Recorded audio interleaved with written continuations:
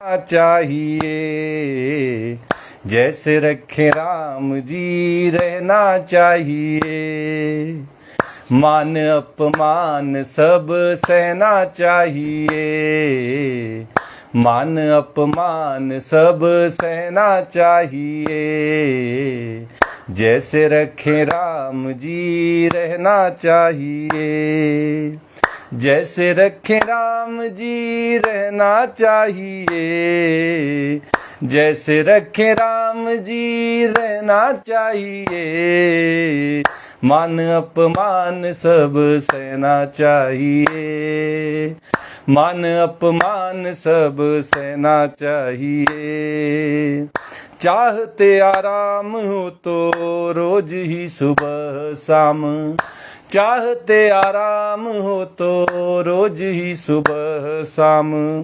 सीताराम सीताराम कहना चाहिए, सीताराम सीताराम कहना चाहिए। जैसे रखे राम जी रहना चाहिए, जैसे रखे राम जी रहना चाहिए। अनुकूल प्रतिकूल दोनों ही कुलों के बीच, अनुकूल प्रतिकूल दोनों ही कुलों के मध्य सरिता समान सदा बहना चाहिए, सरिता समान सदा बहना चाहिए। सीताराम सीताराम कहना चाहिए, सीताराम सीताराम कहना चाहिए। जैसे रखे राम जी रहना चाहिए, जैसे रखे राम जी रहना चाहिए। रहो सदा शान से भरोसे भगवान के, रहो सदा शान से भरोसे भगवान के। काल के भी डर से ना डरना चाहिए, काल के भी डर से ना डरना चाहिए। जैसे रखे राम जी रहना चाहिए, सीताराम सीताराम कहना चाहिए, सीताराम सीताराम कहना चाहिए। देह का अध्यास छोड़ ममता से मुख मोड़, देह का अभिमान छोड़ ममता से मुख मोड़। होके मुक्त मही पर विचरना चाहिए, होके मुक्त मही पर विचरना चाहिए। जैसे रखे राम जी रहना चाहिए, सीताराम सीताराम कहना चाहिए, सीताराम सीताराम कहना चाहिए। पंथ हो या वेश हो, देश परदेश हो, पंथ हो कि वेश हो, देश परदेश हो। समता ही चित्त में उभरना चाहिए, समता ही चित्त में उभरना चाहिए। जैसे रखे राम जी रहना चाहिए, मान अपमान सब सहना चाहिए। सीताराम सीताराम कहना चाहिए, सीताराम सीताराम कहना चाहिए। जय श्री कृष्णा। आज की श्रीमद् भागवत कथा में आप सबका स्वागत है। श्रीमद् भागवत के प्रथम स्कंद के 18वें अध्याय की कथा प्रारंभ हो रही है। अथ अष्टादशो अध्याय। 18वें अध्याय का नाम राजा परीक्षित को श्रृंगी ऋषि का शाप है। श्रृंगी ऋषि महाराज परीक्षित को शाप दे देते हैं। इसी की कथा इस 18वें अध्याय में कही गई है। श्री सूत जी महाराज सौनक आदि ऋषियों को ये कथा सुनाते हुए कहते हैं। सूत उवाच यो वै द्रोण्यस्त्र विप्लुष्टाओ न मातुरुदरे मृतः अनुग्रहाद भगवतः कृष्णस्यादद्भुत कर्मणः। सूत जी कहते हैं कि अद्भुत कर्मा भगवान श्री कृष्ण की कृपा से, भगवान श्री कृष्ण की कृपा हुई और राजा परीक्षित अपनी माता की कोख में अश्वत्थामा के ब्रह्मास्त्र से जल जाने पर भी नहीं मरे। जाको राके साइया मार सके ना कोई। जिसकी भगवान रक्षा करने की जिम्मेदारी अपने ऊपर ले लेते हैं, फिर उसको कौन मार सकता है। जिसकी नैया को भगवान पार लगाने की सोच लेते हैं, फिर उसकी नैया भला कौन डुबो सकता है। इसलिए हम सबको भगवान से सदा उनकी कृपा मांगनी चाहिए, उनका प्रेम मांगना चाहिए, उनकी भक्ति मांगनी चाहिए। क्योंकि जिस पर भगवान की कृपा हो जाए, जिस पर भगवान का प्रेम बरस जाए, या जिसको भगवान से प्रेम हो जाए, जिसे भगवान की भक्ति आ जाए, उसके लिए तो फिर सारे सुख ही सुख हैं, उसके लिए तो सब स्वर्ग ही स्वर्ग है। इसलिए भगवान से कुछ और मांगने से बेहतर है उनकी कृपा मांगिए, उनकी भक्ति मांगिए, उनका प्रेम मांगिए। ब्रह्म कोपोत्थिताद्यस्तु तक्षकात् प्राण विप्लवात् न सम्मोहोरुभ्याद् भगवत्यर्पिताशयः। जिस समय ब्राह्मण के शाप से उन्हें डसने के लिए तक्षक आया, उस समय वे प्राणनाश के महान भय से भी भयभीत नहीं हुए। जब सच्चे मार्ग में कोई चल देता है, जब कोई भगवान की भक्ति में लग जाता है, जब कोई भगवान के प्रेम में मग्न हो जाता है, तो फिर उसको भय से भी भय नहीं लगता, फिर उसको मृत्यु से भी डर नहीं लगता। उसको तो लगता है कि मृत्यु तो आएगी, लेकिन इसके बाद ये बार बार जन्मने, बार बार मरने से मुझे हमेशा के लिए छुटकारा मिल जाएगा। और इसलिए वे मृत्यु से बिल्कुल भयभीत नहीं होते, जरा सा भी नहीं डरते। अच्छा, हम सब तो मृत्यु के नाम से ही डरते हैं। अगर किसी के लिए मरने के लिए कोई कह दे तो हम उसको कहते नहीं, ऐसे नहीं कहना चाहिए। हमें लगता है कि मृत्यु नहीं आनी चाहिए, लेकिन मृत्यु तो सर्वार्थ सत्य है, आनी ही है। हम सब की आनी है, सबकी आई है और सबकी आती रहेगी, इसको कोई टाल नहीं सकता। और जो सबके साथ होना है वही हमारे साथ होना है, तो फिर इसमें भय की क्या बात है, इसमें डरने की क्या जरूरत है। कोई अनोखी बात तो है नहीं कि खाली हमारी मृत्यु आएगी, पहले किसी की आई नहीं तो हम डर जाएं कि अरे हमारी कैसे आ जाएगी जब किसी की नहीं आई। जब सबकी आती है तो हमारी भी आएगी, सबकी बिना बताए आती है तो हमारी भी बिना बताए आएगी। इसलिए इसके विषय में डरने की जरूरत नहीं है। हम अपनी यात्रा को हर दिन पूरा करते हुए आगे बढ़ें तो हमारी यात्रा कभी भी खत्म हो वो पूरी ही हो जाएगी। अगर हम रोज भगवान का नाम ले रहे हैं, रोज भगवान की भक्ति कर रहे हैं, रोज भगवान के प्रेम में मग्न होकर भगवान के भजन गा रहे हैं, तो मृत्यु को आने दो, जब आएगी तब आएगी। हम तो रोज अपना काम कर रहे हैं, इसलिए हमें उससे डरने की आवश्यकता बिल्कुल नहीं है। तो जिस समय एक ब्राह्मण के शाप से महाराज परीक्षित को डसने के लिए तक्षक नाग आए, उस समय वे प्राणनाश के महान भय से भी नहीं डरे, क्योंकि उन्होंने अपना चित्त भगवान श्री कृष्ण के चरणों में समर्पित कर रखा था। और यही हम सब के जीवन का उद्देश्य हो जाना चाहिए कि हम अपने चित्त को, अपने मन को, अपने ध्यान को भगवान श्री कृष्ण के चरणों में लगा दें और फिर आने दीजिए मृत्यु को। फिर कोई भय नहीं रह जाएगा, निडर होकर आप मृत्यु का स्वागत करेंगे। उत्सृज्य सर्वतः संगम विज्ञाता जित संस्थिति वैयास केर्जहौ शिष्यो गंगायाम स्वम कलेवरम। उन्होंने सबकी आसक्ति छोड़ दी थी।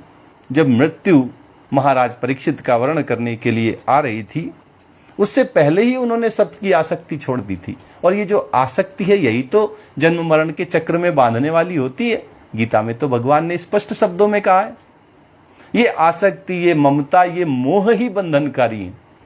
वरना ये संसार तो भगवान का ही उत्पन्न किया हुआ है, भगवान का ही स्वरूप है। इसके कारण कोई जन्म मरण के बंधन में नहीं बंधता है अपनी आसक्ति के कारण, मोह के कारण, ममता के कारण। तो ये जो बंधन के कारण हैं, इनको तो महाराज परीक्षित ने पहले ही हटा दिया, आसक्ति को पहले ही छोड़ दिया, पहले ही उसका त्याग कर दिया। और गंगा तट पर जाकर श्री सुखदेव जी महाराज से उपदेश ग्रहण किया और इस प्रकार भगवान के स्वरूप को जानकर अपने शरीर को महाराज परीक्षित ने त्याग दिया। उनको जरा सा भी भय नहीं हुआ, क्योंकि जिस उद्देश्य से ये शरीर मानव जन्म हम सबको मिला है, ये मनुष्य बनकर हम आए हैं, वह उद्देश्य उन्होंने प्राप्त कर लिया। भगवान के श्री चरणों में अनुराग हो जाए, प्रेम उत्पन्न हो जाए, भगवान की भक्ति आ जाए, बस इतना ही उद्देश्य है। जिसने इस उद्देश्य को पूरा कर लिया, फिर उसकी मृत्यु को आने दीजिए, उसे जरा सा भी डर नहीं लगता। नोत्तम श्लोक वर्तानाम जुसताम तत्कथामृतम स्यात् संभ्रमोन्त कालेपि स्मरताम तत्पदाम्बुजम। सूत जी महाराज बड़ी अच्छी बात हम सबको बताते हैं। कहते हैं जो लोग भगवान श्री कृष्ण की लीला कथा कहते रहते हैं, कथा कहते हैं, सुनते हैं, भजन करते हैं, उस कथामृत का पान करते रहते हैं और इन दोनों ही साधनों के द्वारा करते रहते हैं, उन्हें अंत काल में भी मोह नहीं होता। और जिसे अंत काल में भी मोह नहीं होता, वो निश्चित रूप से इस जन्म मरण के चक्र को पार करके भगवान के धाम को चला जाता है।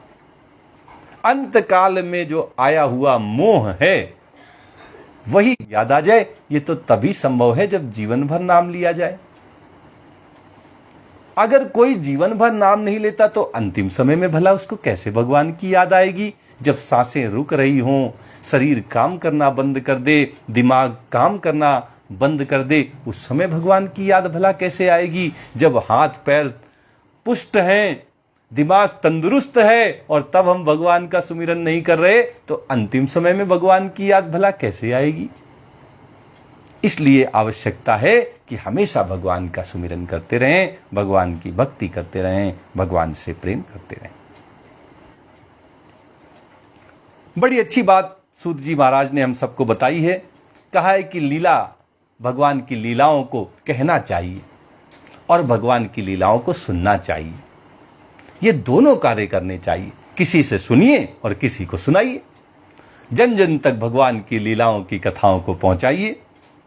किसी से सुनते रहिए। सुनने से आपको भगवान के प्रति अनुराग होगा और सुनाने से जिसको आप कथा सुनाएंगे उसको भी भगवान के प्रति अनुराग होगा।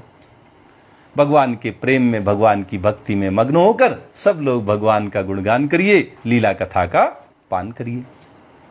और जब भगवान के चरण कमलों का स्मरण होता है तो उसका जो जीवन में प्रभाव होता है वह मोह का नाश रूप में होता है। मोह समाप्त हो जाता है। फिर संसार की कोई ऐसी वस्तु नहीं होती, कोई ऐसा व्यक्ति नहीं होता जो अपने मोह में फंसा सके। मोह का बंधन हमेशा हमेशा के लिए छूट जाता है, कट जाता है।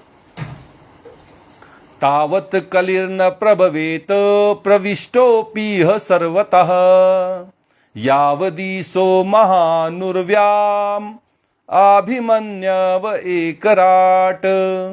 जब तक पृथ्वी पर अभिमन्यु नंदन महाराज परीक्षित सम्राट रहे, जब तक वे जीवित रहे, जब तक वे राजा की गद्दी में बैठे रहे, तब तक चारों ओर व्याप्त हो जाने पर भी कलयुग का कुछ भी प्रभाव नहीं था।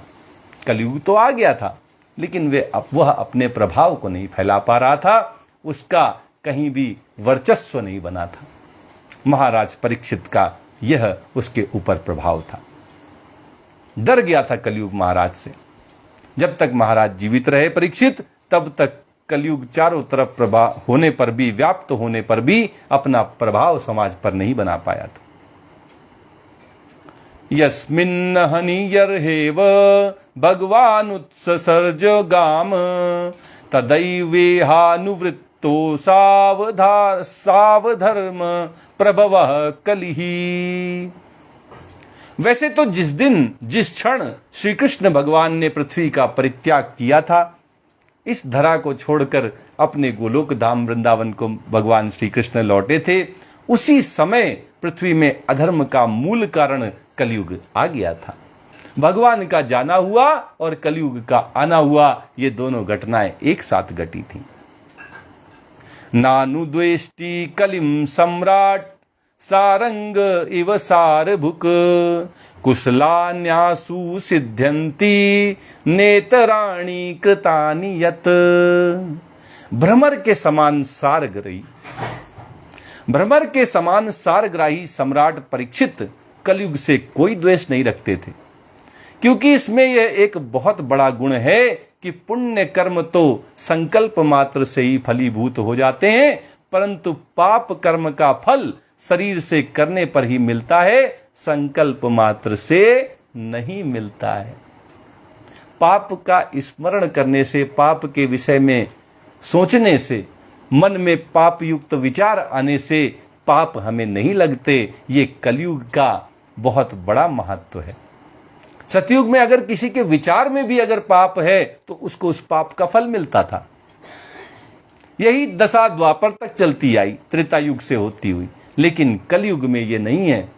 अगर आपके मन में कोई पाप कर्म उत्पन्न हुआ, कोई विचार आपका पापजन्य हुआ, तो उसका प्रभाव आपके ऊपर तब तक नहीं पड़ता जब तक उस संकल्प को आप सिद्धि तक नहीं पहुंचा देते, उस पाप कर्म को आप कर नहीं देते। केवल सोचने से, विचार करने से, चिंतन करने से कोई कर्म पाप नहीं हो जाएगा, भले ही वो पाप कर्म है, लेकिन अगर आपने उसको कर दिया तो वही पाप है। लेकिन अगर पुण्य कर्म की बात की जाए तो सतयुग में जब पुण्य कर्म हो जाता था, द्वापर में, त्रेता में जब पुण्य कर्म कर दिया जाता था, तब उनका फल मिलता था।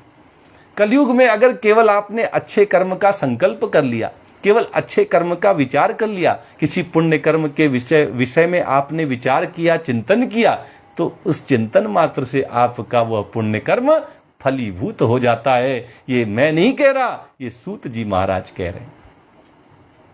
और इसीलिए महाराज परीक्षित ने, जो भ्रमर के समान सारग्राही थे, भ्रमर भौरा, वो जानता है कि कहां पे परागकण हैं, कहां से उसको मधु मिल सकता है, कहां से वह किस फूल में बैठकर वह उससे वह मीठा पदार्थ पराग पी सकता है। इसलिए वह सारग्राही कहा जाता है। उसको पता होता है किस फूल में जाकर बैठना है और किससे मुझे रस मिलेगा। महाराज परीक्षित भी भ्रमर के समान, भौरे के समान ही सारग्राही थे। उनको पता था कि ये कलयुग भले ही देखने में बड़ा विकराल है, इसकी वजह से अधर्म फलता फूलता है, लेकिन एक बड़ी अच्छाई भी कलयुग में है कि इस कलयुग में पुण्य कर्म केवल संकल्प कर लेने मात्र से सिद्ध हो जाते हैं, फलीभूत हो जाते हैं। अगर आपने किसी अच्छे कर्म का विचार कर लिया, उस पर चिंतन कर लिया, तो भी वह आपको उस कर्म को करने के बराबर फल दे देगा। और किसी पाप कर्म को अगर आपने सोचा, विचार किया, चिंतन किया, तो आपको उसका पाप कर्म का फल नहीं मिलेगा जब तक कि आप उस पाप कर्म को कर न डालें। मतलब हमारे पास सोचने से और उस कर्म को करने के बीच अपने आप को पाप कर्म से बचाने का बड़ा समय है। विचार आया, उस विचार पर हमने चिंतन किया, उसके बाद हमने उस कर्म को किया। विचार आया, इसका कोई फल नहीं मिलेगा। हमने चिंतन किया, इसका भी पाप कर्म का कोई फल नहीं मिलेगा जब तक कि हम उस पाप कर्म को कर न डालें। और इसलिए महाराज परीक्षित ने उस कलयुग को नहीं मारा, छोड़ दिया। बोला बहुत अच्छे हो तुम, तुम्हारी वजह से बड़े लोगों का कल्याण कलयुग में हो सकता है। किम्नु बाले सुसूरेण कलिना धीर भीरुणा अप्रमत्तः प्रमत्तेषु यो वृको नृसुवर्तते। ये भेड़िए के समान बालकों के प्रति सूरवीर और धीर वीर पुरुषों के लिए बड़ा भीरू है। ये बड़ा डरपोक है। ये प्रमादी मनुष्यों को अपने वश में करने के लिए ही सदा सावधान रहता है। ये जो कलयुग है, ये सबको प्रभावित नहीं करता। ये देखता है कौन कमजोर है, उसके ऊपर ही अपना वर्चस्व कायम कर लेता है। जैसे कोई भेड़िया अगर किसी बच्चे को देखता है तो झपट जाता है उसके ऊपर, उसको मार डालना चाहता है, उसको खा लेता है। क्यों? क्योंकि जब बालक को देखता है तब तो भेड़िया अपने आप को बड़ा सूरवीर समझता है, जानता है इसको तो मैं निपटा दूंगा 1 मिनट में। लेकिन वहीं जब कोई धीर पुरुष, कोई वीर पुरुष भेड़िए के सामने आता है तो भेड़िया बड़ा कमजोर साबित होता है, वह डर कर भाग जाता है, बड़ा भीरू हो जाता है। फिर उसकी वो सूरवीरता गायब हो जाती है, कायर हो जाता है, वो भीरू हो जाता है। इसी तरह ये जो कलयुग है, ये जो प्रमादी मनुष्य हैं, जो प्रमाद में रहते हैं, आलस्य में पड़े रहते हैं, जो तामसिक होते हैं, उनको बड़ा प्रभावित करता है, उनको अपने वश में कर लेता है और सदा सावधान रहता है कि कोई प्रमादी मनुष्य दिख जाए और उसके ऊपर मैं चढ़ जाऊं। उपवर्णित में तदवह पुण्यम पारीक्षितम मया वासुदेव कथोपेत माख्यानम यद पृच्छत। सूत जी महाराज सौनक आदि ऋषियों से कहते हैं कि आप लोगों को मैंने भगवान की कथा से युक्त महाराज परीक्षित का पवित्र चरित्र सुनाया। आप लोगों ने यही पूछा था, आप लोगों की इच्छा थी कि मैं महाराज परीक्षित का वह चरित्र आप लोगों को सुनाऊं जिसमें भगवान की लीला कथाएं शामिल हों, तो वो तो मैंने आपको बता दिया है। अब महाराज परीक्षित के जीवन में आगे जो घटना हो रही है, उनको शाप मिल रहा है, ये सब में भगवान श्री कृष्ण की लीला का कहीं वर्णन नहीं है और इसलिए अब मैं तुमको ये नहीं बता रहा हूं। या कथा भगवतः कथनीयोरु कर्मणः गुणकर्माश्रया पुंभी संसेव्यास्ता बभूसुभी।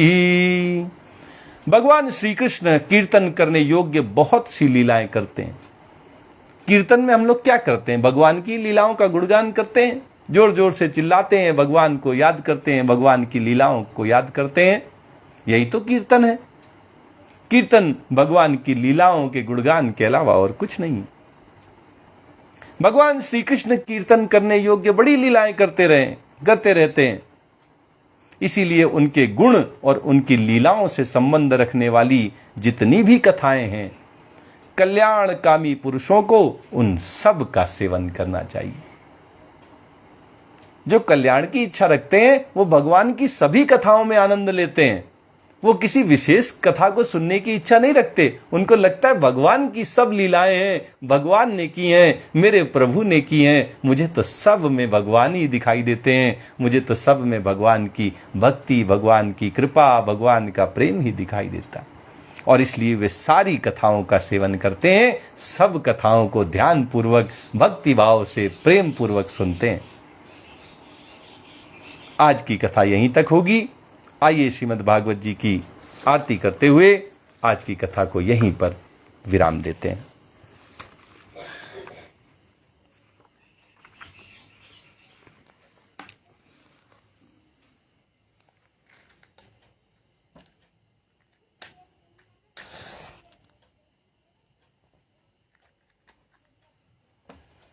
प्रेम से बोलिए वृंदावन बिहारी लाल की जय। श्री भागवत भगवान की है आरती, पापियों को पाप से है तारती। श्री भागवत भगवान की है आरती, पापियों को पाप से है तारती। ये अमर ग्रंथ, ये मुक्ति पंथ, ये पंचम वेद निराला, नव ज्योति जलाने वाला। ये अमर ग्रंथ, ये मुक्ति पंथ, ये पंचम वेद निराला, नव ज्योति जलाने वाला। हरि नाम यही, हरिधाम यही, हरि नाम यही, हरिधाम यही, यही जग मंगल की आरती, पापियों को पाप से है तारती। श्री भागवत भगवान की है आरती, पापियों को पाप से है तारती। ये शांति गीत पावन पुनीत, पापों को मिटाने वाला, हरि दरस दिखाने वाला। ये शांति गीत पावन पुनीत, पापों को मिटाने वाला, हरि दरस दिखाने वाला, ये सुख करनी ये दुख हरिणी, ये सुख करनी ये दुख हरिणी।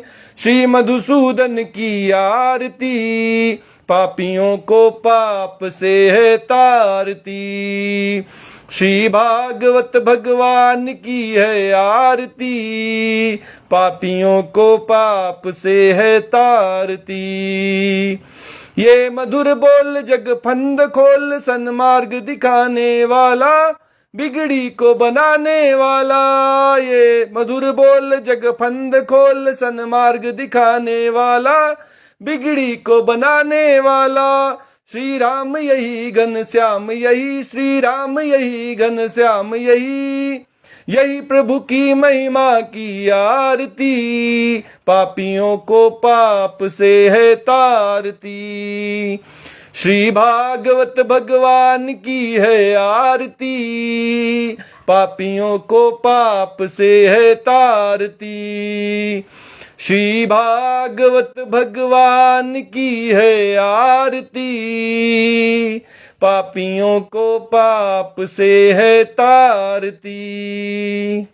प्रेम से बोलिए वृंदावन बिहारी लाल की जय, राधा रमण सरकार की जय, राधा वल्लभ लाल की जय। जय श्री कृष्णा, जय श्री कृष्णा, जय जय श्री राधा कृष्ण।